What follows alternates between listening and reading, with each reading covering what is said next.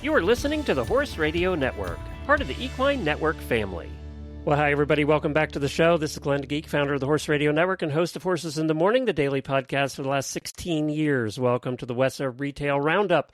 The Retail Roundup is your go-to virtual hub for all things retail. We do panel discussions, webinars, things like that. If you missed the last one, go back and take a listen to it. We talked about Dover. We had a retailer on and a manufacturer on to talk about what's happening with that. We host one of these every 2 weeks, and there's an episode every week on the Wisdom by WESA podcast feed. And today we're going to learn about the world of white label and private label products and how to get started with it. And we have never done that before, so I'm excited to talk about it. And we're joined by Jen. How do you say your last name, Jen? Hegeman? Hegeman. Hegeman. She's the powerhouse designer behind Gen X Equine and Gypsy Soul Designs. From engineering Olympic-grade saddle pads to crafting luxury Western lines, Jen has mastered premium American-made production. But beyond her own brand, she's a sought-after manufacturing consultant who helps everyone from independent startups to Fortune 500 companies launch their own lines. And Jen, for the video watchers who are really wondering right now what's going on, tell us what is sitting on your shoulder. This is Gamble. He is a 10-week-old rehab raccoon from Wyoming. Oh, my God. This is a first. And I have interviewed over 7,000 people. It's the first time a raccoon has ever made an appearance on the show. Well, he's determined to make an appearance. Nap time was not an option. You know, I tried. For listeners, he is crawling all over her, and he is cute as cute could be. How old? 10 weeks. 10 weeks? Mm-hmm. Wow, and that's why he's tolerating you so well, or loving you so well, I guess. Yeah, I've had him for about a week now. He was found almost dead. Your mom was killed, siblings were killed, and so he needed a de facto hairless mom and rehabber. So signed up with my background. Will he go back to the wild eventually, or will he be too... You know, it just depends. Wild animals are wild animals, and some of them decide that they would rather, like my 5-year-old raccoon, Ginkgo, she decided that she had a couple health issues, but she decided that duvets and pillows were much better option than, leave sticks and dirt dens. So... but really, truly, you just work with each individual animal and you hope for the best. But it's a little too soon to see if he has any type of issues as far as that were caused by the dehydration. But I don't think so. He seems looks pretty spry. Active now. Okay, this is a first. I love this. All right, well, let's get to the topic at hand. What's the difference between white label and private label products? White label are usually mass-produced products by a very large manufacturer that produces off of the same molds, the same patterns, and then offers to companies to buy that and put their own label on it. That can offer special colors and special piping in our industry, but normally the actual designs stay the same via the molds and the patterns. And what that does for manufacturers is it allows them not to invest in the machinery that you need to make all of those things. And molds can be, mold machinery and, the warehouses that it takes the size. And just to be able to do, anything from piping to binding, it all takes special machines. And so it allows them to buy a finished product that they can then put their label on. And I assume for the retailer that wants to do this, I assume that's a much cheaper option than doing private label. Sure, because you're effectively, it's like Costco, right? So you're buying in bulk.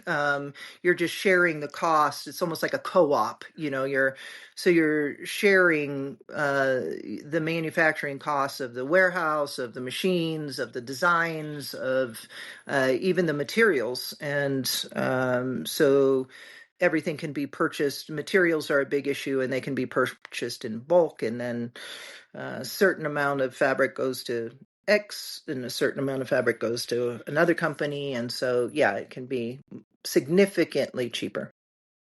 So obviously you also help people with private label. Let's talk about that. That Mm-hmm. is where you design your design. So let's take a saddle pad, for instance. You're Mm-hmm. designing your own saddle pad with your own dimensions, your own materials, your own whatever, right? Your own Mm-hmm. technology, and then you're finding a manufacturer to do that, which obviously is a much longer process as well. Mm-hmm. Absolutely. And, helping manufacturers is wonderful. It's detailed.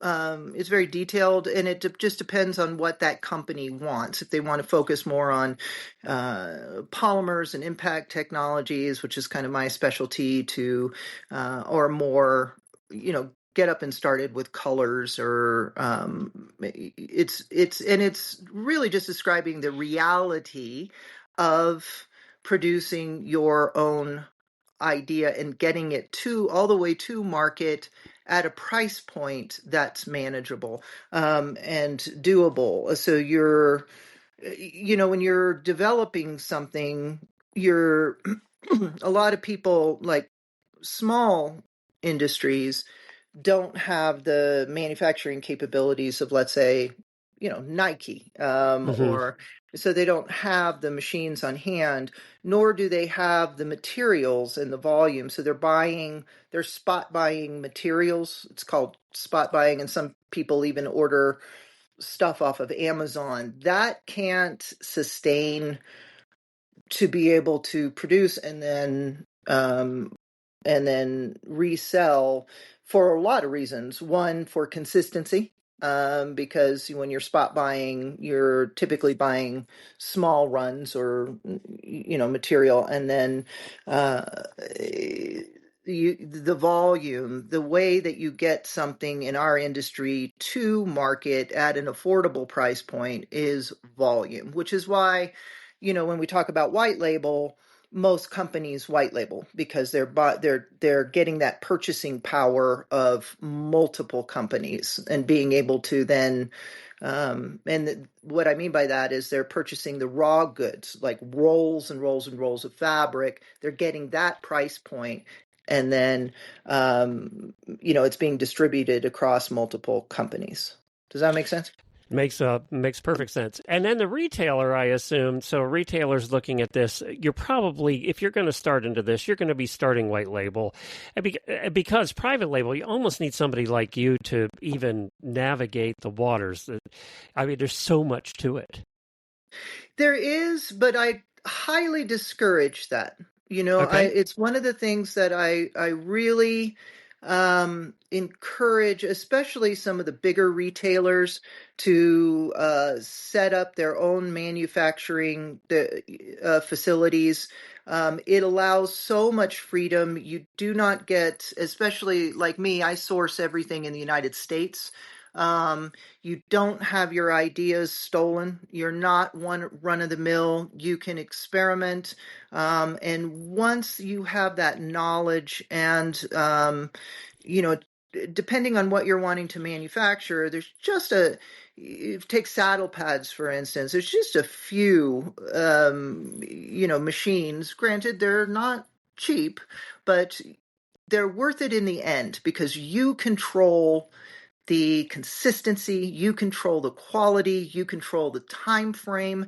You don't have to worry about a tariff war. You don't have to worry about, getting bumped in line because a bigger company comes in. You don't have to Mm, worry about container ships getting stuck. Your product is better because it's not compressed and sitting on a container for 2 to 3 months as it, accumulates.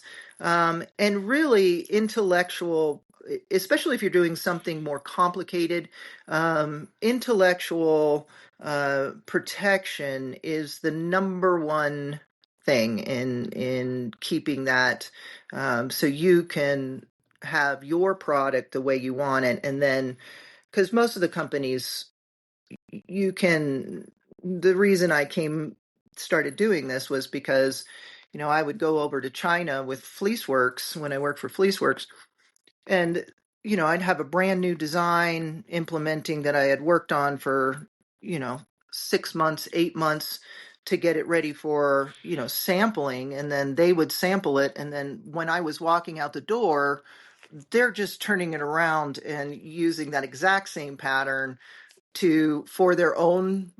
They had Ram and King were their brands, and then they turn around and sell it to somebody else. So, intellectual property rights are huge, especially when you're innovating. So when a company approaches you, what's usually the first thing that you talk to them about? What's the first step if they want to private label something? If it's a small company, we talk about quantities because usually that's the make it or break it. If it's a large company, like one of the Fortune 500s, they're usually hiring me to do, for implementing materials that actually are equine beneficial and equine safe. So that's needle in a haystack and sourcing, for those materials. Not every material that works for humans works for equine, and that's the biggest thing is turning polymers that are rated for equine use versus I guess the best example I can give is like a viscoelastic foam. So viscoelastic is what we commonly refer to as memory foam. Memory foam is a brand, like we say Q-tip or Kleenex, when it's actually a cotton swab or a tissue.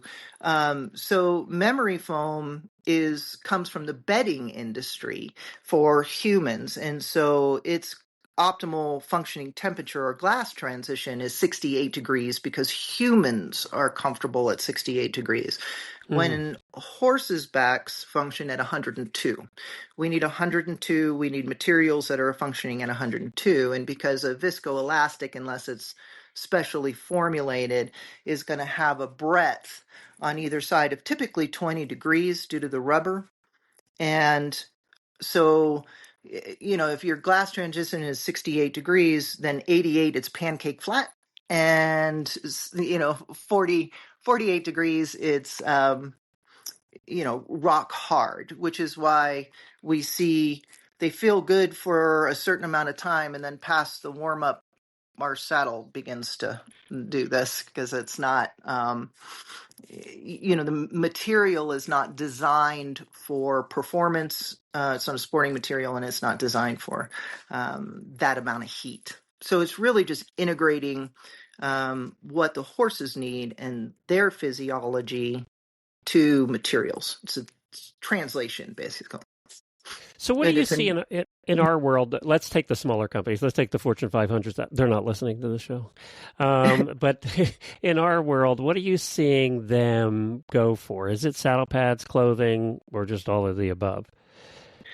Mostly it's saddle pads because it's such a, they have an idea about, well, mostly colors, or they want to do something different or vibrant, or they have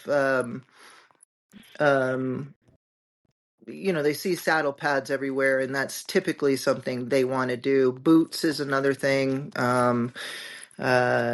Clothing, clothing is one I've been asked for a lot. It's a little bit harder because four-way stretch material is not manufactured in the United States, so you don't have the option of buying that raw good in the United States because it's all overseas manufacturing, typically in Asia. So what's the hidden costs? What are the costs that when somebody contacts you about doing private label that they haven't thought about that? That make any sense? Yeah, samples.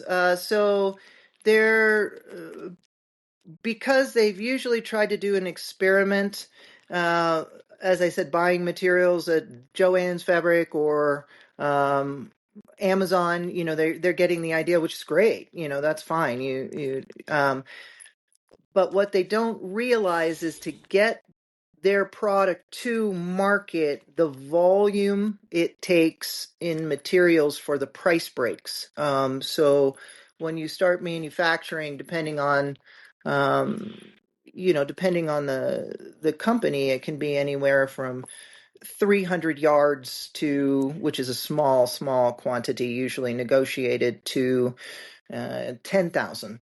Sometimes military grade can be 20,000, 50,000.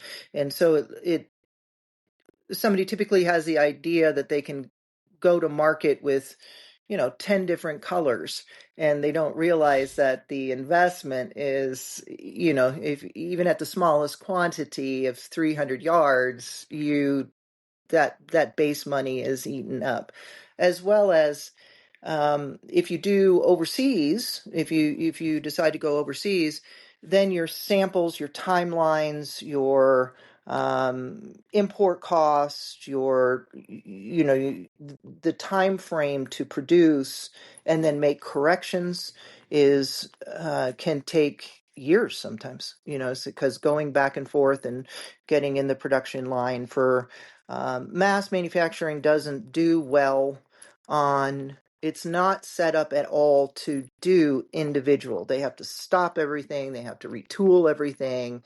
They have to. They're set up to do rapid, same design, pump out 100 a day. The best example I can give is, for instance, this T-shirt. There was somebody behind a machine sewing on this right sleeve. And then there was somebody at another machine sewing on the left sleeve. That's all they do all day in rapid fire. And to get the consistency and the speed, it's all about speed at that type of level. So it's a totally different world. There's Gamble. That's who you hear there. That's funny. Sucking on my finger. He's kind of distracting. I don't know how you get any work done because he's very distracting. It's a challenge. I get it in between naps. It's a lot like being a new mom. So yeah, the realities of it, and which is why I really stress, so many people are daunted or afraid to take manufacturing into their own hands. But with the right machines, and the investment is substantial in the right machines, but I always try to help people pick the right ones, get it set up so they can do it in-house, and so they can grow the line instead of having one color overseas, all the hangups. It ends up being, because you have rapid turnaround, and because you have that quality control, and because you're managing your own stock, and because you don't get bumped, because you don't have, the shipping, the freight, it ends up being the same. And now with tariffs that we didn't have before, it ends up being cheaper. Well, and when you create the second product, it's you've already bought the machines. It's much cheaper than doing it the other way. And you produce American jobs, which is, and it's hard because that's manufacturing is a long lost art, especially in the cut and sew industry. But I found it's truly rewarding, if you I'll digress for just a second because it means the world to me. For during COVID, for instance, I work in my line. I work with 13 different American manufacturers, and what I saw when the containers couldn't come through and everything, what I saw was Americans just retooling. I did the same thing. I retooled my machines, pushed out. There was national bias in New York. Jay retooled 37 Singer sewing machines to make PPE, and then I had Northeast Knitting in Rhode Island, who does all the elastics, they didn't have the 1/8 inch elastic anymore because they offshored that in the 90s. We didn't even have the machines in this country. And so they had, I guess he was 82 years old at the time, the grandfather who started the company, sleeping on a cot for 2 weeks because he was the only one with the knowledge of how to retool that machine from 1 inch down to 1/8, getting the job done. There was, the companies in Washington that produce the batting, the chemists working to get the N9, and that's what you support in this nation when you support the ingenuity and you support people just stepping to the plate at all costs. I mean, Jay's machines were running 24/7. The chemists at the Warm Company were going 24/7 to help the nation. You do not get that anywhere else. And what was disheartening was how fast that All just went turned away. around. Yeah, when it was over, it was it's hard. It's very hard for American companies. So Are we seeing an increase in production here? I know the government wants that, but are we seeing it in our no. world?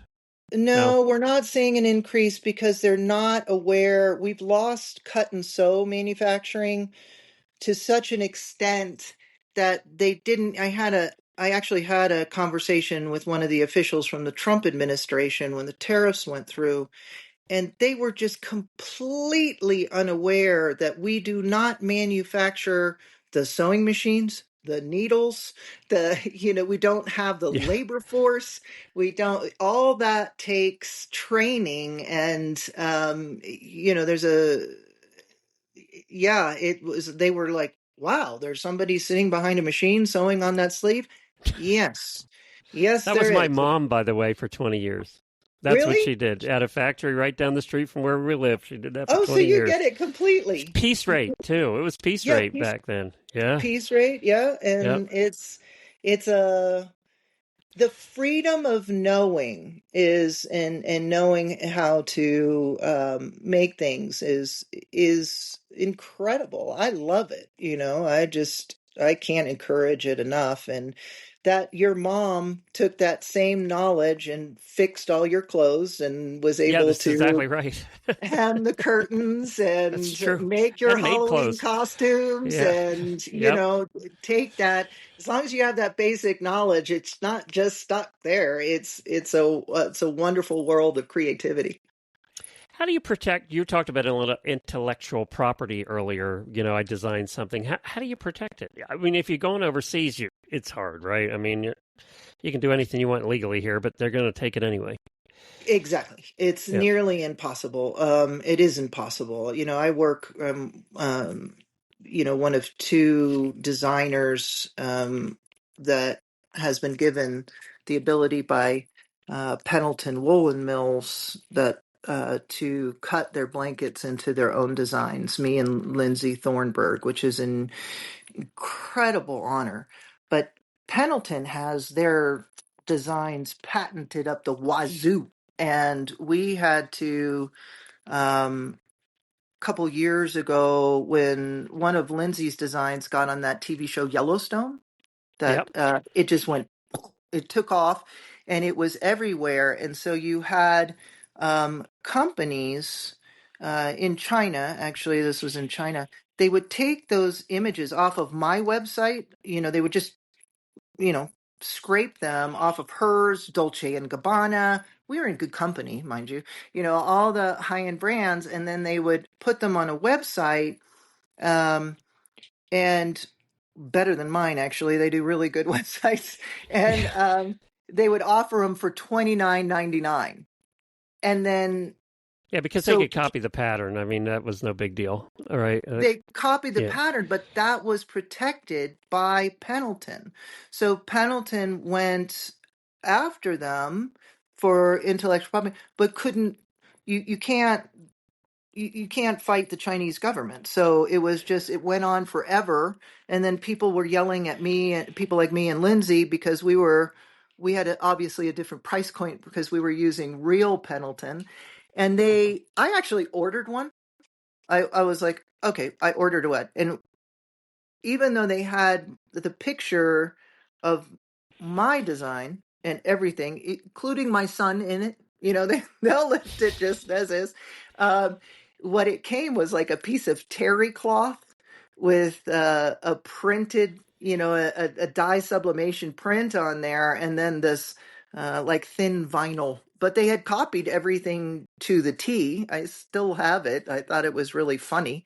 But that is the problem of enforcement. And they have, like, that particular ring had over 300 different domains that once they got enough bad reviews online for either not shipping or quality, then they just switched to another name and had, they just change it.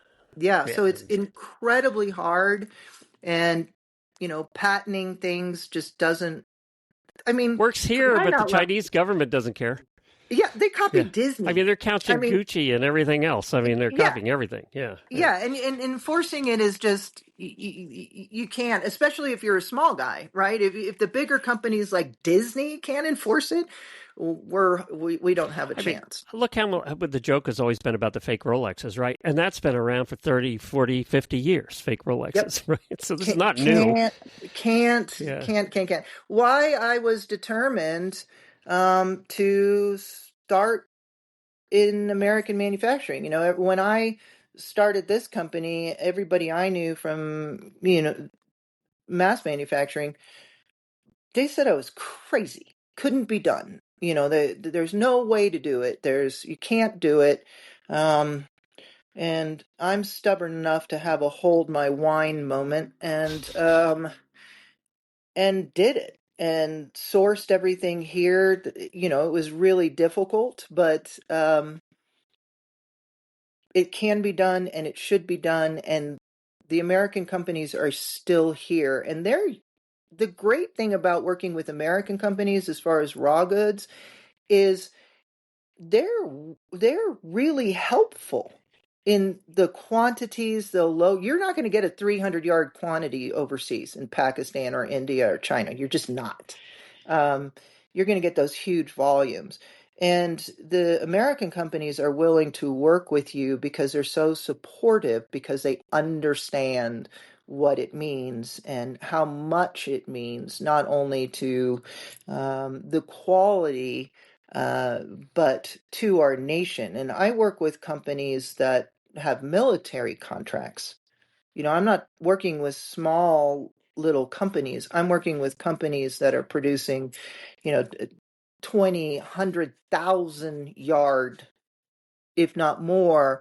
And so for them to deal with anything equine, even the biggest equine company is going to be a tiny company, right? In comparison to so for instance, the XRD polymer, the shock absorbing foam I work with, comes from a company called Rogers Corporation.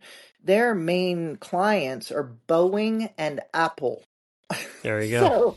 So, it's kind of, but they get it, and they want American manufacturing to grow, and they support small companies.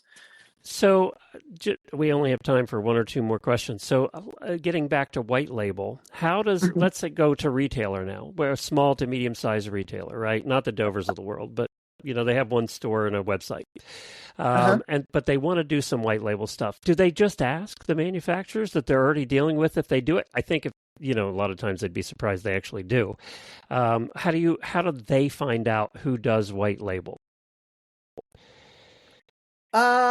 There's usually a filter, right? There's usually a middleman. So there's usually the manufacturer overseas, and then there's the distributor. Right. So it's finding the distributor of that. In a lot of cases, they'll already be dealing with the distributor, right? So they're already dealing with that person. It's just a matter of asking, do they do white label? Yeah, exactly. A lot of them will, and then they go back to the manufacturer and see if there's if they can do white label, and then goes to the quantities and the negotiation and the materials and the colors. And there's, price breaks on colors. Usually black and white is obviously, typically cheaper than, and you can Purple also and get bright a green. special color, so you can negotiate for, they might have a run of, I don't know, purple or, periwinkle, and you can negotiate that. But you're ordering. You're not ordering as needed here. You're ordering a lump. You're ordering a pile at that You're point. ordering a pile, so it's a Yep. projection. So you've got to be wise there, where the projection is, what does your client want? So you might get a great deal on periwinkle, but what's the quantity, what's the volume, and how many of your clients actually want periwinkle? Or what are you going to do with that? How are you going to put it on the market? How are you going to, are you going to do it for a promo? Or are you going to do it for, do you have other